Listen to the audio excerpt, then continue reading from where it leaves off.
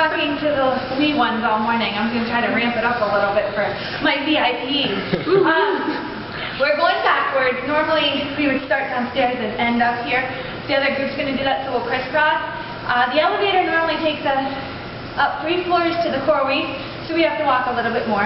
We'll start up there, go back. It's actually hard. It's actually better because if you are fearful, that creaks and it has a stutter, which a lot of people think is going to stall. And I don't want any panicking people in the elevator today, so we'll walk. It would be so come on, we'll go. Guys, we get more behind the scenes this way. Yeah. Okay. See, look at us. Yeah, we'll pass this on the way down. Okay, well, you get twice, guys. Oh, this is cool. God, I would have been freaked out in the elevator. Did you not see it? It was an elevator, okay? I don't know what you want.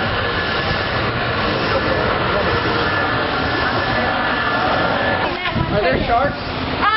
No, you right now are at the coral reef tank, and this tank is approximately 500,000 gallons of salt water, which we do bring in from the Gulf of Mexico. So it is put into a barge, and the barge is brought in, and then it goes through our filtration system prior to going into our tanks, like you can see there. In here, there's over 1,000 different fish. There's one divider in the entire tank, and that divider's right there in the center, that netting, and it's dividing the big fish over that side from the little fish. For what purpose? So they don't get eaten, exactly. That really is the reasoning behind it, because the larger fish that are over there are things like barracuda and tarpon. Also, some of our larger fish like the, I'm getting tongue-tied today. What do I have? There's spadefish, there's some grouper over there, and some other different larger animals. Also, the green sea turtle is over there. This side, you do have some eels, but you also have eels on the other side. They're very well fed, so they don't tend to eat other fish. Every now and again, we lose fish, and we can pretty much dock it up to somebody eating somebody. Also getting caught in filtration. It happens. It's a large fish tank. The coral that you guys see in here is not real. It is all handmade, and you can touch it if you'd like as we walk back around the corner. It was all put together like a puzzle. Each piece was sent separately, and we had to build this entire reef before we were able to put the water and the fish in. What they're doing right now is they're going to go down onto the little dock down there, and they're going to feed the fish. They're going to just toss it in, which we call broadcast feeding, and pretty much any of the fish that want to eat are going to. We do not broadcast feed in all the tanks. The one tank that would not be a good idea for is the shark tank, because broadcast feeding is basically a feeding frenzy, and we don't want to do that with sharks. So our sharks are target fed, which I'll talk to you guys a little bit more about when we're down there. Let me see. The water temperature is roughly 73 degrees all year round. So we have both a heater and a chiller on this unit. When it was cold, it did give us quite a work. We weren't expecting to have to get our water heated as high as we did. So our heaters ran overtime to keep the water temperature nice and comfy, because those fish are spoiled. They need to be at 73 degrees. And then again in the summer, when it gets nice and piping hot out here, our chillers work overtime to keep it at a steady 73. It is the shallowest on this side. It's roughly about 15 feet. Over there, at its deepest point, it hits about 30. And that side over there is where the coral reef dive show takes place, on the deeper, larger side with the bigger fish. We also do a program here called Swim with the Fish, where you're actually able to get in the water and swim with them. We will put diving gear on you. However, it won't allow you to dive because of how you're weighted.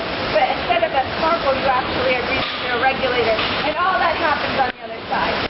You can see right now, all the fish are going to start jumping to get whatever's thrown in. It looks like shark fins over there, but those are the spadefish coming out of the water.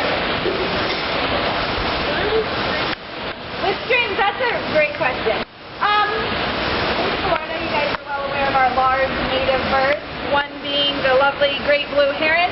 We have one that has figured out that if he lands up here and goes in there, he comes out with fish.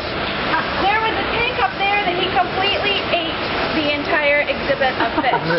He got every single one. So the first thing we did was, up at that smaller made it look like it was raining on the tank, and it caused a disturbance to the top layer, so he couldn't see as well. Well, the fish tend to move into the area where he could see, so the fish weren't very smart. So again, he got them. Then we did this lovely little rope effect with fishing wire, and he can see it visually, but it causes a disturbance to his vision, so he's fearful of flying down in here, because they don't know if they'll get caught. The reason it is not over there is because the bird learned his lesson, and those fish fight back on the other side. He went over that way, and one of the fish bit him. So he has not gone back over there. So they're good. They're protecting themselves. These guys need some help. So this tank happens to be covered like this, and one of our smaller tanks up there also is covered. Right now it's working. I don't know if I'll figure out something else. I mean, I guess if he's smart enough, he could go over there and hop on top of the divider and hop in, but he hasn't gotten that far yet. I know, I'm sure in time he'll figure that out. But do you guys have any general questions about this tank? What did you feed them? Oh, that's good. In this tank, particularly, mixture of cut up fish and squid, also shrimp, and lettuce. They'll get big heads of lettuce, which I'm not sure if there's there. They'll throw that in for more of the algae eaters. They'll also make an algae for them. It's kind of a gel diet, we call it. It's a mixture of leafy greens, all pureed together and frozen. And then what they'll do is they'll put those frozen chunks in here, and the parrotfish and different fish will pick at it that are algae eaters. In terms of keeping this clean, it's pretty hectic. It is dove pretty much every day by either our volunteers or our staff, and they are constantly cleaning it. And they have to go in shifts because they can't stay under that long. So they'll go under for about 45 minutes to an hour each one before they start getting cold, and they'll either vacuum or scrub or pick up large pieces of fish that are on the bottom. And then the next group will go in and do the same thing. So it's much more intense than a home fish tank. Why do you keep it so cold?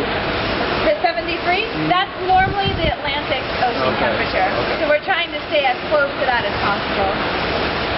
Yeah, we would prefer it much warmer, but we're trying to be as nice as possible. That machine that's not working right now, it's not turned on because of the feeding purposes. That normally goes up and down, and that's a surge machine. What it's doing is causing a current to form under the water, which gives the fish a more natural habitat, so they'll actually have to fight a little bit harder to swim, something that they would do in the wild instead of being fat losing things where they just kind of float in there. Any other questions? No? Alright, well you guys want to head down to the shark tank then? Yeah. Alright, if you want to catch the corals, please feel free.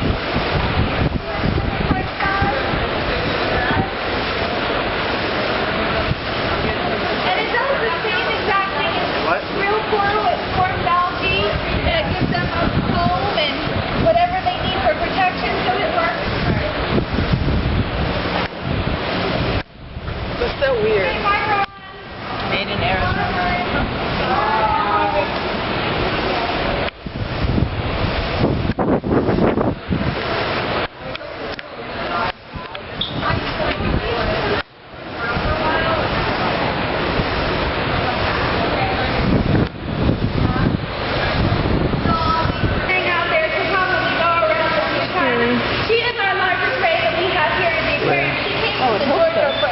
Where? She used to right swim there. with their well first, and so we got her now. So she's a permanent fixture. Her barb is trimmed, so they will trim their barb probably about once a month because they grow just like our fingernails. And that's just for the safety of the divers so no one has any accidents. You have to bring her up? Yeah, we'll bring her up. They can also do it underwater, but it's easier for them to bring her up to the surface. So they'll just do it. No, they'll just kind of cover her and it's like nail clippers or something. They don't feel it, nothing. The two sharks that are laying right there on the bottom, if you can see if this large woman would pass by, are your nurse sharks. And they are able to lay on the bottom in case you guys are interested in sharks. Most of the time people believe that sharks are constantly having to swim, and that is true with some species of sharks. Some, like the nurse shark, are able to lay completely still and rest because they have what's called a spiracle right behind their eyes, and it pumps water through their gills. So they can be at a resting state and not have any type of problem. Where are they? These little polka dotted sharks that are swimming around. One is coming up here. Where? Oh, even Oh, that one's cute. Believe it or not, we call them here in lovely USA zebra sharks, and they are very not striped. But they got their name, or their common name of a zebra shark, because when they were first noticed here in the U.S., they were noticed as small pups, and they are striped as a pup. As they grow larger, their stripes turn into spots. If you were in Australia, they would tell you that that is a leopard shark. Same exact shark, different common name. Let's see. I do have a large sea turtle in here, and I don't see her. That was a shark eat the shark. But Why doesn't the shark eat the sea turtle? why doesn't the shark eat the sea turtle? That's a great question. None of these sharks eat sea turtles. None of them? None of them. It's not on their diet. Also, this particular sea turtle is evil. She is the meanest thing in the tank. She will bite the sharks, and she has no problem biting the divers. She is absolutely the queen of this castle.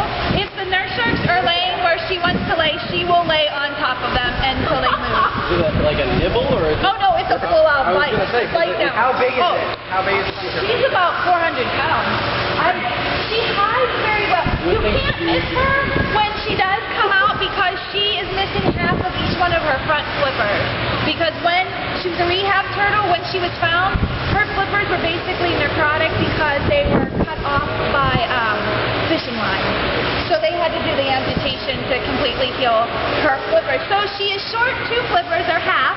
So it takes her a lot longer to swim. So I guess with everything she's gone through, the aggression is there. Even when we feed the sharks, we have to keep her away from them, or she will take the food from them and or bite them. So she's kept over here away from everybody. Some of the other sharks that you guys will see down in there, we have black tips. We have, the zebra's here up close. Black tips, white tips, and a sandbar. They'll be swimming around. And those 2 large fish right there, which are Creval jacks. Again, they're not on the shark feeding menu. They also, from what I understand, don't taste good sharks. They tend to spit them out, and they're super quick. So the sharks really can't catch them. Our sharks aren't that fast. So they let those bigger fish go.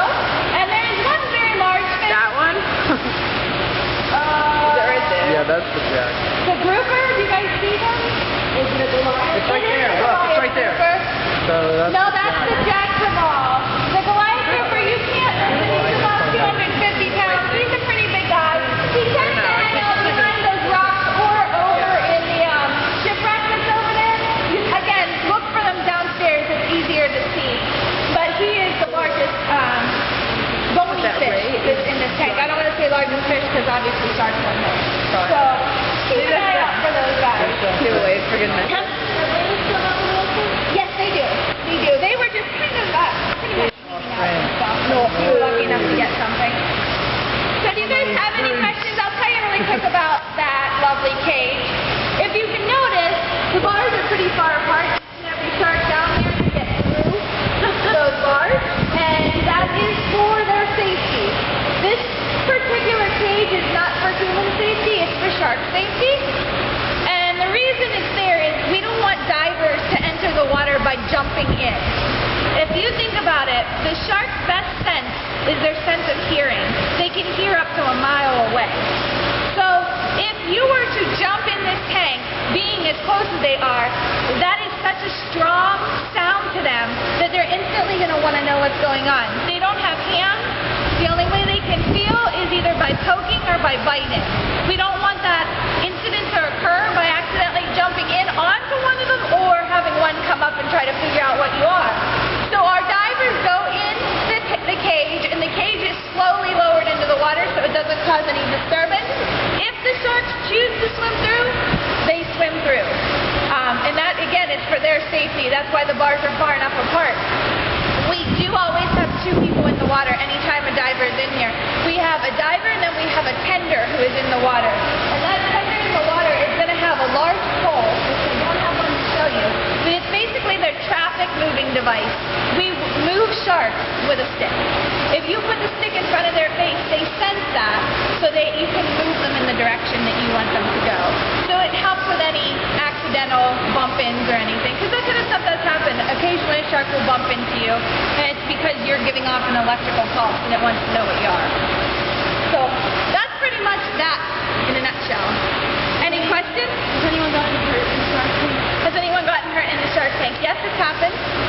It's normally only happens during medical treatment, because you have to think about it. They don't have any way of telling us to stop or it hurts. So when we do have to pull a shark for a medical reason, there is the possibility of being bit. There's never been a diver bit during a program. That hasn't happened. It's always a medical issue, something where we're doing something to the animal. Are these like for heat or? Those are metal halides. This is just an additional light source. They can be used as heat because they produce a lot of it, but in most cases they're off. We turn them on in the evenings if we have late night shark shows so that the divers in the water can see. This is what's called a wet table, and it comes in numerous sizes. This just happens to be a nice little demonstration version. But what you can see is we do have to occasionally do medical procedures on sharks or fish, and they need to be out of the water for us to handle the procedure, but they need to be kept alive, and if we pull them from the water, they're holding their breath, and they can't do that for a long period of time. So this wet table is exactly what it does. This lovely tube that somebody pulled away, my demonstration tube is missing. Anyway, there's a large tube that normally is inserted into the mouth of the shark, and it goes down to right where their gill slits would be. That tube is connected underneath to a large bucket of water, which is filtered and possibly medicated, depending if we need to sedate the animal or not. The water's turned on and it's pumped through their gills, so it's allowing them to breathe but be under. So basically, it's just like us being put under, except they have a tube of water down their mouth. What it'll do is allow the animal to relax, and we can do whatever procedure we need. If it's checking its length or pulling something from its stomach, which unfortunately we've had to do one too many times. So, good example, years ago, they were doing some work above the shark tank, and one of the construction workers had a cell phone clipped to his pocket, and it didn't stay clipped, and it hit the water. Sharks, again, are going to want to know what it is. They bit the item, but instead of biting the item, they swallowed the item in a whole lovely piece. So the cell phone ended up in the shark's stomach. I'm having a tongue twisted moment. The only way to get it out is to pull the shark. So good thing he was paying attention. He did realize which sharks ate the cell phone. The divers were able to net the shark, get him out of the water, and get him up here and sedate him. What they did do after the sedation started is they inserted a large PVC tube into the shark's mouth to hold his mouth open. That would also be in case of any clamping down during the procedure, that nobody's arm got clamped on. And what happened then is the vet put her arm down through the PVC tube into the stomach of the shark and just pulled the cell phone right back out. Because it went in one piece, came out in one piece. So they were able to pull it out, and then everybody asks that question. I was waiting. That's like clockwork. Everybody asked that question. No, it didn't work. It didn't work? It did not work. No. And then the gentleman was kind of upset because we don't give it back once it ends up in the stomach of our animal. It's ours. So it has to be put on record and filed. It's medical condition. So he did understand after we explained it to him. But we did have to do that just to pull out a cell phone. We've had to do that for keys, batteries, cameras, bottles, kids' toys from McDonald's. I mean, you name it. We have a box of stuff that is marked and labeled with the date and what shark it came out of and when. So unfortunately, that's just something that happened with these particular animals. But that's why this table comes in handy, because it's there, it's movable, we're able to get it as close to the shark tank as necessary so the animal doesn't have to travel distances. Behind you is an example, what's actually a replica of a great white jaw. It's not the true jaw, it's a cast, so it is fake. However, the teeth are super sharp, and when I say super sharp, I mean they'll bite you at this point. That's how sharp they are. But you guys can get a good close-up of a great white's teeth. You can see that they're serrated like a bread knife, so when they go in nice and smooth, but if they were to come out, they're going to tear, and that's the purpose of them. Also, you can see the rows and rows of teeth in a shark's mouth, which is a very interesting adaptation for sharks because they are never without teeth. The minute one tooth falls out, within 24 to 48 hours, the next tooth in line takes its place. So they're basically on a conveyor belt type of system, which you can see. Now these teeth that are under here, you would not normally see. You're only going to see that first, maybe second row, of teeth. The rest of them are hidden under the gums of the shark. But the tissue doesn't stay when an animal is fossilized, so we didn't show that as well. This way you can just see the rows and rows of teeth. That is an average size great white, by the way, that mouth. So there's a good possibility they can be bigger. But if you guys do want to touch it, I'll trust you to touch them. Just be very careful when you touch the teeth. I've had kids put their head in there and not pay attention and lift their head up, and basically the shark bites them. Yeah. So you're VIPs, you can handle it. VIPs, that's right. And then this next part, this next part is super important to me anyway, because I'm part of I do a lot of sea turtle rehab. The green sea turtle. It's one of the species that does nest here on Florida beaches. They are extremely protected. They are endangered in some areas of the world, Florida being one of them. So it is illegal to own or possess anything that has come from a sea turtle. Can you touch them? Not in the wild. You can be fined heavily for doing such things. However, because we have this here and it's for education purposes, I will let you guys touch this. I want you to take a very good look, because this is one thing that I love telling kids because they just don't get it because of cartoons. They think turtles can come out of their shells because they always see them come out and like change their clothes and run. Unfortunately, that gives them a really bad idea because they don't understand turtles can't come out, and I've seen kids try to pull turtles out of their shells. Not sea turtles, but box turtles. It doesn't work. So what we've done is we put a mirror behind there. So right here is their spine, and then their rib cage branches from that. So you're actually able to see that from the mirror. So if you want to take a peek at that, you're welcome to. And this was a sea turtle we did have here at the aquarium until she passed away. See that lovely white board right there? That is our menu for the birds in the wetlands gallery. He has to understand how to read that. He has to understand everything that's on there, what it means, and how to do it. Because if he messes up, he's in big trouble. No pressure, right? Actually, I'll show you guys something. The easiest way to understand is if you look at where it says wetlands and then all of the animals are listed. For example, the ducks. It'll say AM 6, PM 6. That's the amount of hands that they may need to go in that area for that specific type of animal. Because we place them throughout. Now, the ducks know where to go. The moorhens know where to go. The terns know where to go. The problem is, they have a tendency to overlap, and sometimes they want something from somebody else's food bowl and they don't get it. Especially your bigger birds, like your spoonbills. If they want it, they're going to go and get it from somewhere. But we place them depending on where they are in the gallery. But you have to remember the wetland gallery is free flight, so the birds can go wherever they want. We just do the best that we can to put them where they normally are. This room sees more traffic than any room in the aquarium. We are in here from 7 a.m. until 4:30 p.m. either making bird food or fish food. And then through the door is the refrigerator, and through the refrigerator is the freezer. All of which we need to keep all of our food either frozen or cold. Now if you guys look at the floor, it's pretty crummy and messy. Imagine how many people are in here on a daily basis. We do not play the 5-second rule. It hits the floor, game is over. Do not pick it up and use it for the animals. Our animals are probably healthier than most of us because I play the 5-second rule at home. I don't do that here. And honest to God, it hits the floor, it's done. We've dropped an entire box of fish. The whole box of fish is done. We can't take the chance because we don't know what's on our feet. I mean, we walk through penguin poop, we walk through bird poop. You don't know what is on your feet. There's bleach on the floor. We can't take that chance of any animal ingesting that. So the floor, game over. The countertop, this room is not pretty. At the end of every day, from the countertops down, this room is dripping water.